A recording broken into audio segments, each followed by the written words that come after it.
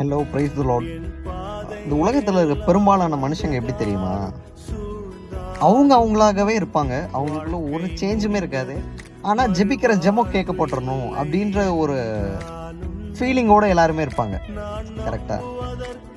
என்னைக்கு நமக்குள்ள ஒரு மாற்றம், இந்த பழைய விஷயம்லாம் இருக்கும் இல்லையா, தேவையில்லாத காரியம் லைஃப்ல, இதெல்லாம் என்னைக்கு விட்டு மாறுறோமோ அன்னைக்கு உங்கள் லைஃப் மாறும். பண்ணுற ப்ரேயர் கண்டிப்பாக கேட்கப்படும் தான். ஒரு நாள் அது தள்ளப்படாது. புரியுதா? ஆனால் அது கேட்கணும் அப்படின்னா நல்லா கவனிச்சுக்கோங்க. பரலோகத்துக்கும் நீங்கள் பண்ணக்கூடிய ப்ரேயருக்கும் நடுவில் ஒரு இடம் இருக்குது. ஓகே, அதுதான் வானம். வானத்தில் தான் பிசாசு வந்து அதிகமாக சுற்றிக்கிட்டு இருப்பான். அவனுடைய இடமே இதுதான்.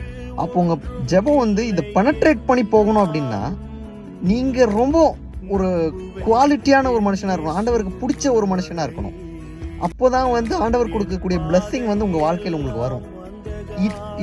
நீங்கள் வந்து கரெக்டாக இல்லைன்னு நினச்சா என்ன ஆகும் தெரியுமா? அந்த பிளஸ்ஸிங் வரும் இல்லையா, பரலோகத்துலேருந்து வர்றதுக்கு நடுவில் நம்மால் ஒருத்தர் இருக்கிறானே, அவன் வந்து அதை தடுக்கிறதுக்கு அங்கேருந்து போராடி எப்படியாவது அதை ஜெயிச்சிடும். இப்போ உங்கள் ஜெபம் ஜெயிக்காது. பிசாசை ஜெயிக்கிறதுக்கு நீங்கள் வந்து அதிகமாக ப்ரேயர் பண்ண வேண்டியது இருக்கும். புரியுதா? ஸோ அதிகமாக ப்ரேயர் பண்ணுங்கள். God bless you.